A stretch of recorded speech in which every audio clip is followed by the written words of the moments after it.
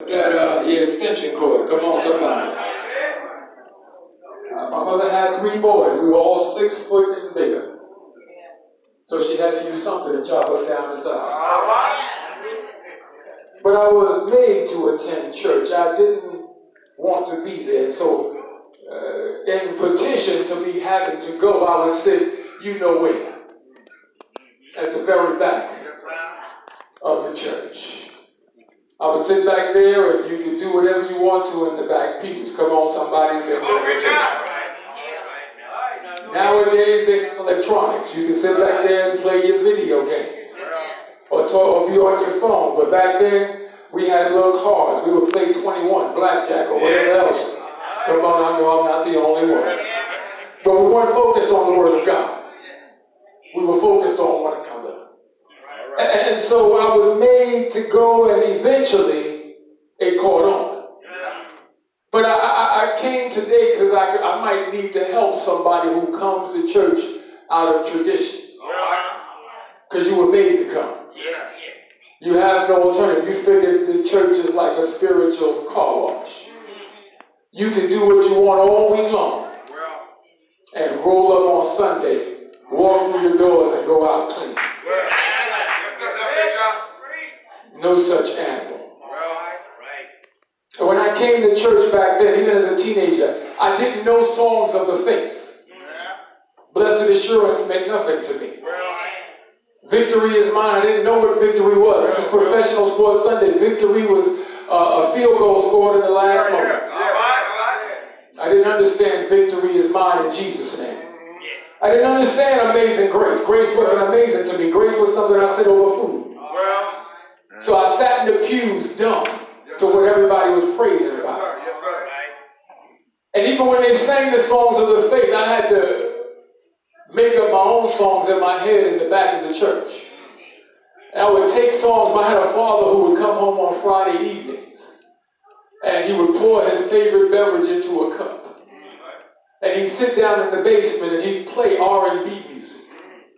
Burn a little incense. At least that's what I thought it was.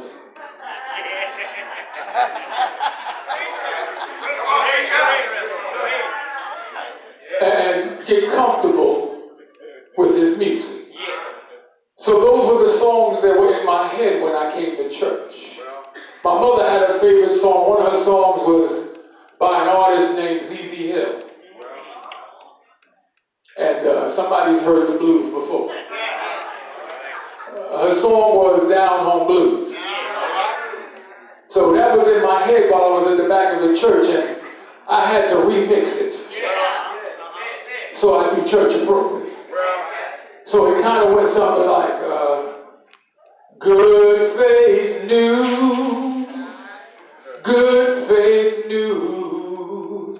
All I wanted to hear was some good faith news all day long. I even hooked up another part. Every other scripture or two.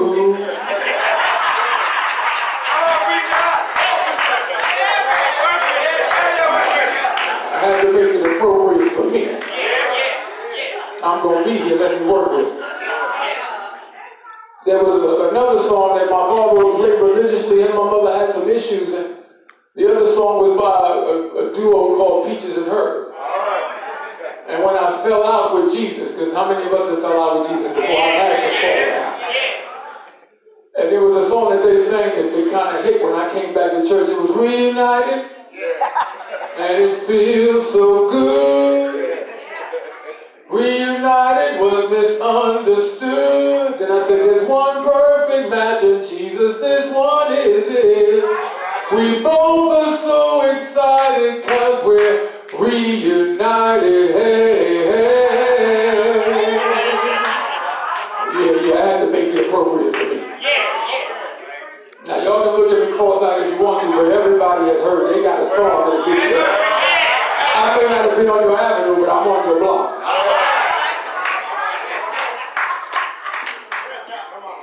I come to help somebody. If you're sitting here and you don't understand why you're here, hopefully I can get you with a few pointers. Let's look at why Some folk come to the house of worship. Some folk come to see what you got on. I know it's nobody here, but some folk come to see what came out of your closet this morning. The other reason why people come to church is to see what you're going to do. Are you going to clown today? I know when I used to go to church, there was a lady who used to come to church every Sunday, and I look forward to her sweating her wig off. She'd jump and shout, throw her hair across the pulpit and everywhere else she could get to. And that was my reason for going. What's she going to do this Sunday? Is she going to scream? Is she going to flip? What's she going to do? I came looking to be entertained. But I didn't come looking for Jesus. Some folk come to see who you going to show up with. Ouch. Who's getting out of your vehicle? Or who's going to your vehicle? Some folk come because they have a position on the pew, which is called pew pastor.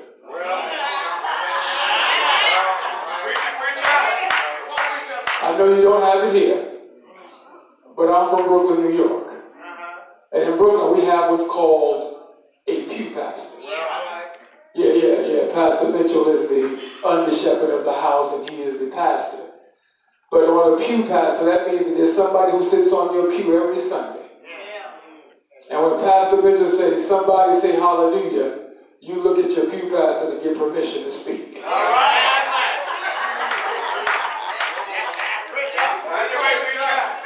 If Pastor Mitchell says we're going to take up an additional offering, you look at your pew pastor to see if you can go into your pocketbook.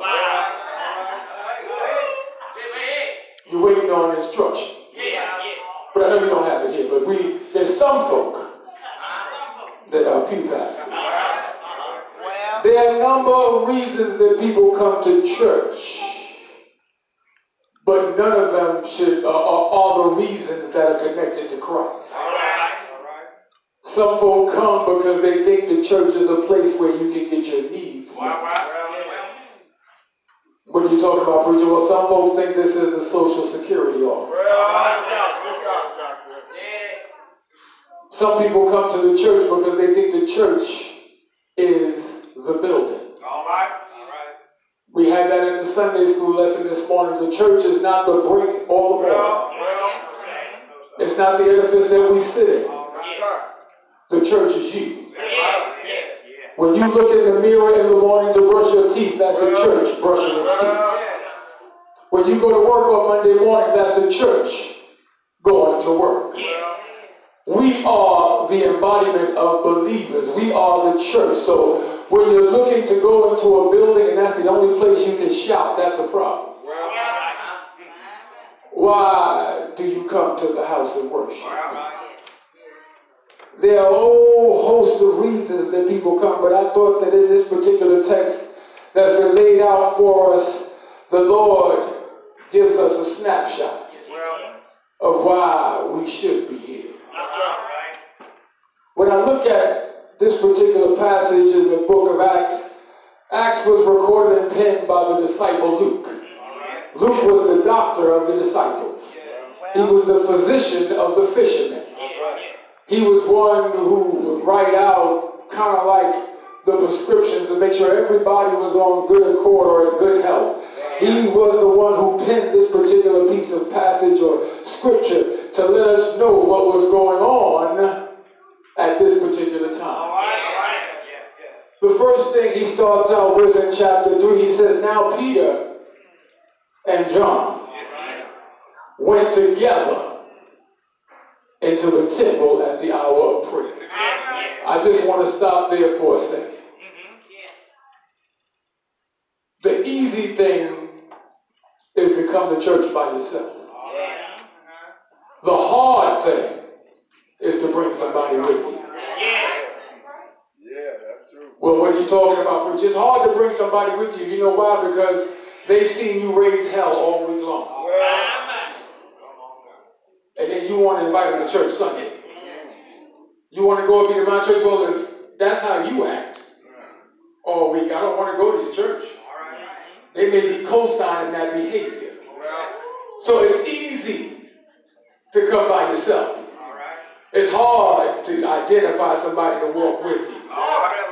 But it says Peter and John came together for prayer. My other point is you need to have a regular prayer life. They were going into the temple to pray. How many times have you just stopped by the church to pray? And I don't mean P-R-E-Y.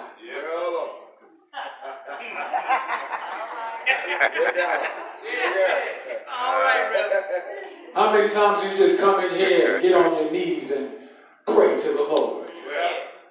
It's difficult. With all that's going on in this life, we find it hard to do the basics when it comes to Jesus the Christ.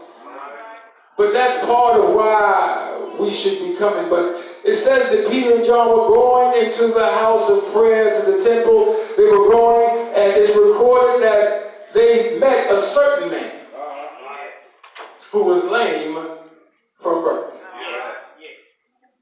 He was lame from his conception. A certain man who never knew what it was to walk. He had a debilitating congenital disease that did not afford him the luxuries that we take for granted. Being able to skip.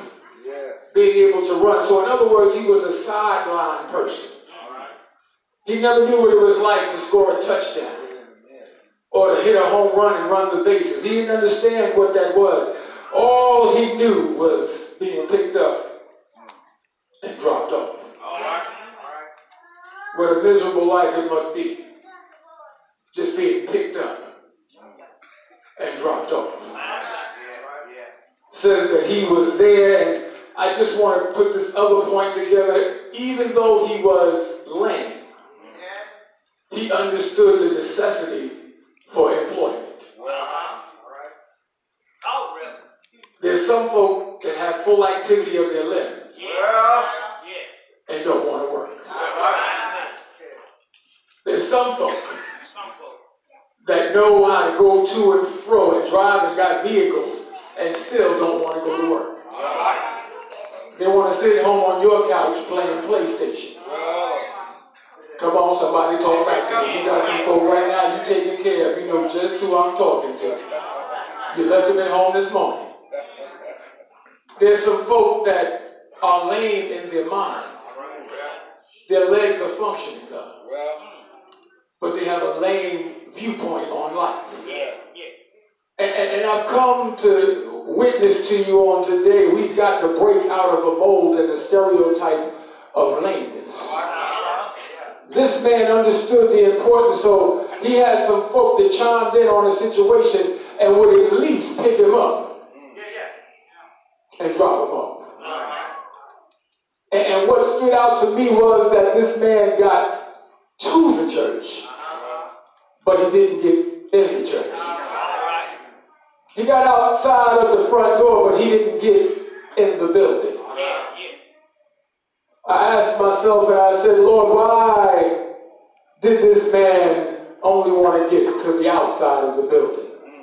And there are any number of reasons that we can come up with. Maybe he saw the hypocrisy of the folk going in the building. So he didn't want to be a part of it. But he figured if I sit on the outside, this is the church gate. And it was called Beautiful because during the Roman occupation, it was said that they burned the metals and they burned down Jerusalem, and the metals blended together and made this Corinthian metal. And it was a beautiful substance. And it is told by theologians this is what the door was created from. And so it was called the Beautiful Gate because of its look. And so he wanted to sit there. And rest assured, he wasn't the only one that was in this occupation of begging. There were some other folk, as theologians have presumed, that also were in a begging situation. But we're focusing on this man because he was the one that got delivered. How many know Jesus can walk into a room full of folk going through the same thing, pick one out, stand one up, and go on about his business? See, we serve the kind of God who's able to get your situation together, but you've got to depend on him. My first point is that you've got to know your purpose. Why are you here? Yes, sir. You ought to be here to better your relationship with the Lord. Yeah. You ought to be here, if you don't have one, to start up a relationship with the Lord. Yeah. You know, but Sister Mitchell, I've looked at why we come to church. You know what I was told when I was growing up, when I was looking for a wife? Church folk will tell you want a good woman, go to the church. Church folk will tell the young lady, you want a good man, go to the church. And see, the problem with that is, if you're telling me to look for a wife or they're telling me to look for a husband in church, then I'm going there with the wrong focus. When I should be looking for Jesus, I'm looking at hips and thighs. Come on, I know I ain't the only one. Somebody talk back to me. And if a sister's here looking for a husband, she's looking at pecs and 8-packs. Or at least trying to. So we come for the wrong reasons. We're not focused on Jesus, but we're focusing on what somebody gave us direction to look for. But I challenge you on today, when you come into the door, you should enter his courts with praise. Because what I've learned is if you keep focused on Jesus, what he has for you, he'll put in front of you. Have I got a witness? If that's your desire to be married, God will give you the gift. But you got to recognize it when he puts it in front of you. A lot of times we come with our own agendas, am I right? We know exactly what we want. We know what's good for us. And then when you get what you think is good for you, when it takes advantage of you, you wonder what happened. God, what happened? You sent this to me. God ain't sent that to you. We pick up stuff we never were meant to carry. We pick up mess. We always want a charity case. We want to fix somebody. Come on, somebody. Know your purpose. God didn't put you here to fix. God didn't put you here to fix people. He didn't put me here to save anybody. He put me here to deliver the mail. Now it's up to you to open up the message and read it and benefit from it. But it's I always tell people, you know, you don't run out and hug on and kiss on and elevate the mailman when he bring you a check. But you want to do that in church. I'm just a messenger. Know your purpose. Why are you here? What are you looking for? You should be looking for Jesus. He's not hard to find. He's always in the same place. He's here. But not only must you know your purpose when you come to the house of worship, but you also have to start with a little preparation. What's your preparation for coming to the house of worship? How many know your praise for service starts at home? It doesn't start when you get in the building. I shouldn't have to prep and prime you. Pastor shouldn't have to push you to get your praise on. The fact that as soon as you come through the door, you want to come and shout. Hallelujah! I made it one more time. Thank you, Jesus, for getting me back. Amen. Thank you, Lord. Amen means so be it. So you want to be celebrating as soon as you walk in the door. But some of us come in. And Sister Mitchell, some came to Zion Hill this morning for breakfast.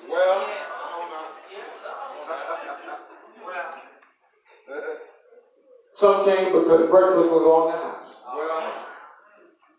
Sausage, they had grits this morning. Amen, somebody. Somebody came for free breakfast. But you didn't come to get the word. If I got to push you to give God praise, then you're here for the wrong reason. If you haven't got enough word in you that you can say, he woke me up this morning, he started me on my way, and that made you shout a little bit, then something is wrong with you.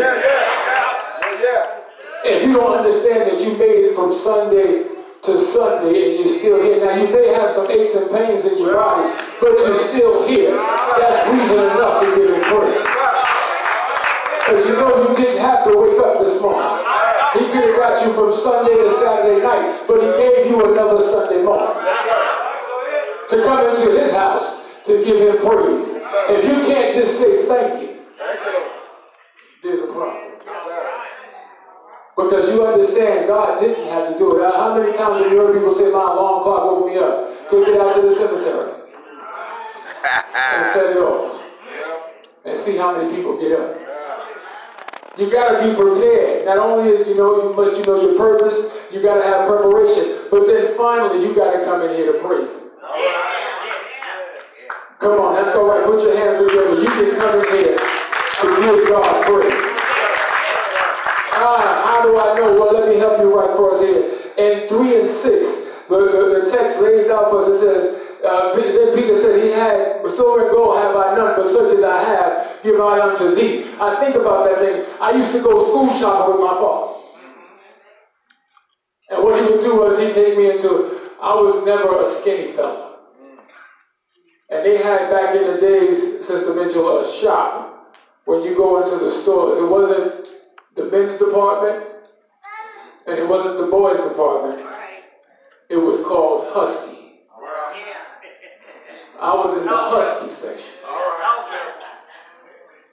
Now, I don't even know what Husky is. I thought that was a breed of dog. But I used to go to the Husky section and get my clothes. My father would buy my clothes and everything, and he'd buy my shirts and he'd buy my pants, and I wanted name brands, but Pop wasn't doing that.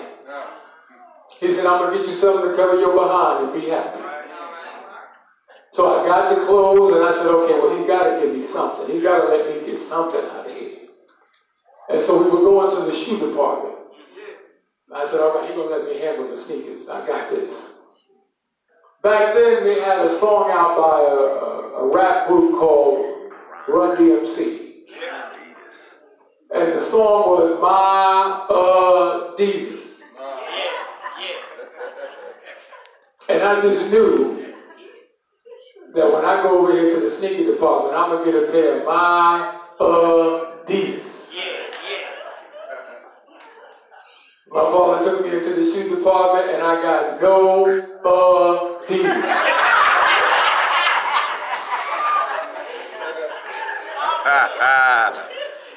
My father said that's a whole lot of money to walk on. So I ended up with a pair of jocks. Of course, when I got to school, people would tease you a little bit. What are those? Never seen those before. I had jocks. No Jordans, no Adidas, but my feet were covered. I didn't have holes in my shoes. I had folk in my community who had to walk around with holy Adidas than solid jocks. And so what it was, my father explained to me later on when I got home. He said, son, I don't want you to think that I didn't have money to get you the Adidas. He said, but I didn't have money for that. I said, what do you mean, Bob? He said, I didn't have money to get you Adidas, but I had money to put food in the refrigerator. He said, I didn't have money to put on your feet like that, but I had some money that the lights would stay on this month. He said, I had enough money to put some gas in the car that we can run a few errands. He said, so I did have some coins, I just didn't have it to waste on your feet. And so I look at this scripture when it says, silver and gold have I none. And I'm thinking Peter John saying, I don't have money for what you want it for. But instead of me giving you what you're asking for, I got something better for you. I'm going to give you what you need. Come on. In other words, I'm not going to give you a handout. I'm going to give you a hand up. Has anybody been there before? You don't need a handout, but you just need a hand up. You need just something to get up out of your situation, something that empowers your ankles and your legs that you can stand up, and then I can go make my own money. I don't need you to feel sorry for me. I always tell people, if you see me in a bear fight, you go help the bear. I'm going to be all right. So they needed a hand up, and he says in the name of Jesus Christ of Nazareth. All right. Yeah. Rise up. Yes, sir. Come on, somebody needs to. I often wonder, why did he say Jesus Christ of Nazareth? Why did he give the pedigree? And then I thought about it. He said in the scriptures at a later date, it says, could any good thing come out of Nazareth? Jesus Christ. So he had to give the pedigree so you can know where your blessing is coming from. It's coming from he who was born in Nazareth. Jesus the Christ. Come on, somebody. His pedigree is from Nazareth. That was the ghetto. In other words, could any good thing come out of the ghetto? I dare say the best thing that ever landed on earth came out of the ghetto. I said that he immediately got power to his ankles and feet, and it helped him up. And then one thing caught me, it said he ran into the church. Why did he stay out? I believe he stayed out because it's like, when I used to live in Brooklyn, there was a playhouse around the corner from where I lived, where they put on all these productions. And, I wasn't always safe, so I tried to sneak in a couple of times. And they had a door at the top where the gate, the chain would hold the door open, but so far, and you could squeeze in, and I would squeeze in, and I'd go up into the catwalk, and I'd look over and see the production going on. And what I saw was, I saw a parking lot full of cars. Fancy cars out front. And then I saw people coming in the back door. And they would come in and then they go into their dressing rooms and they put on wigs and makeup and costumes. And then they'd come on stage and the people who sat out front would be in attendance and applauding. And they'd have Act 1, Act 2, Act 3, Act 4. Then they'd close out to a standing ovation. And then the people on stage would bow. And then they'd walk off to the back.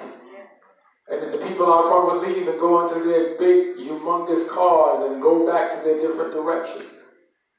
And I thought about that thing. Sometimes that's what church has become. Folk roll up in big cars and park out front. Somebody slips in through the back and they put on robes and wigs of indignation. And they put on all type of hospitality garments of fraudulent behavior. They come and get up on stage. Act 1, Act 2, Act 3, Act 4, then they give the benediction. You applaud, you come up and hug them around the neck, kiss them and say, I'll see you next week. And then they go out the back door. And you go out the front. And that's the day's service.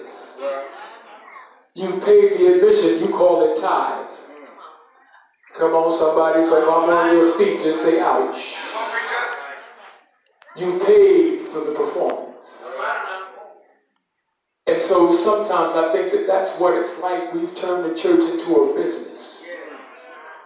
Indeed, it is a business of saving souls, but God is he who saves the souls.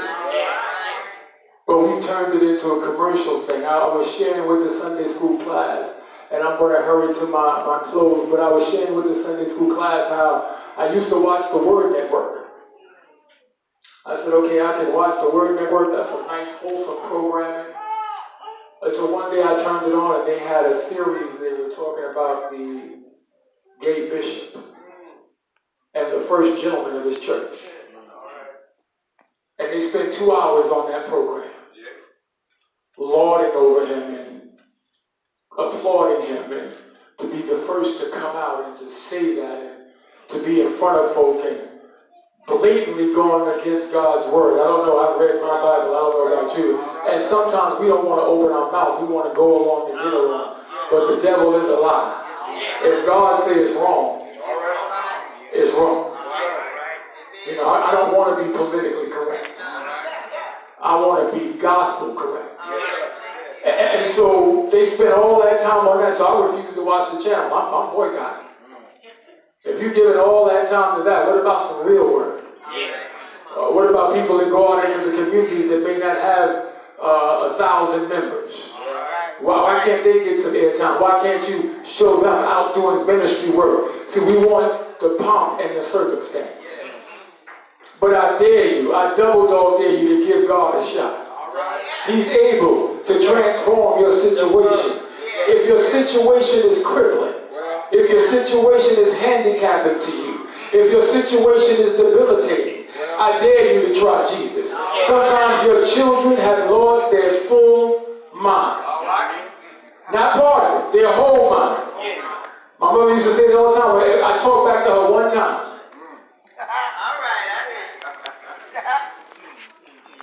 I didn't have to get that late no more. Only took one time for her to straighten that out. But now it's a regular occurrence. Stop being your child's friend. That's free. Let them stop raising you. You start raising them. I'm not jumping on your children. I'm not trying to get on y'all, because again, you look at what's in front of you. And if there's nothing in front of you, you have nothing to go on. The thing about this, I know this, we have to, if we say it, we got to stay with it. In other words, let me put it in terms of the Migos. You got to walk it like you talk it. You got to stand up on what you say. You got to be a man or a woman of your word. If you say, for God I live and for God I die, that's easy to say until somebody has a gun at your face. What are you going to do when the world turns on you? Are you going to turn with the world? That reminds me of this last story as I go to my seat. There's a woman who, her name was Jumpin' Mary. Mary would come to church every Sunday. And she'd come in the doors and the choir would be singing her song. And she'd start jumping down the aisle, shouting and carrying on. And so she got the nickname from some choir members of Jumpin' Mary. They said, I guarantee you, every time she come in here, if the music is playing, she gonna jump. So one day, her 3 boys were out riding in the car, and there was a big accident on the highway, and all 3 of her boys were killed. And one of these obtuse choir members began to whisper and said, I bet you Mary don't jump this Sunday. She lost her children. She won't be jumping this Sunday. And so Sunday rolled around and they had everything during the week, and the choir started to sing, and